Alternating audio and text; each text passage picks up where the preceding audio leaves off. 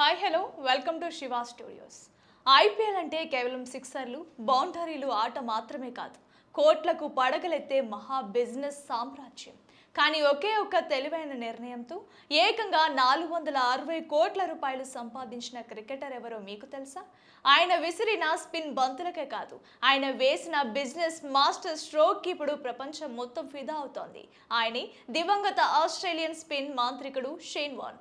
అది 2008 IPL first season మొదలవుతున్న సమయం. Rajasthan Royals జట్టుకు కెప్టెన్ కమ్ కోచ్ గా వచ్చాడు షేన్ వార్న్. అప్పట్లో ఫ్రాంచైజీ వాళ్ళు వార్న్ కు పెద్ద మొత్తంలోనే జీతం ఆఫర్ చేశారు, దాదాపు $6,57,000.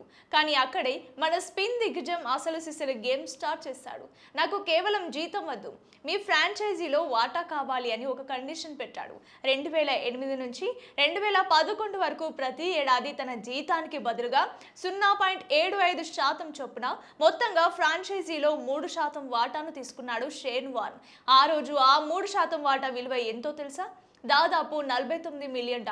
అంటే మన ఇండియన్ కరెన్సీలో అక్షరాల 460 కోట్ల రూపాయలు. ప్రస్తుతం ఈ భారీ లాభాన్ని షేన్ వార్న్ కుటుంబం అందుకోబోతోంది. పిచ్ మీద బంతితో మ్యాచ్ చేసిన వార్న్ బయట తన బిజినెస్ బ్రెయిన్ తో ఎంత పెద్ద మాస్టర్ స్ట్రోక్ ఆడాడో కదా.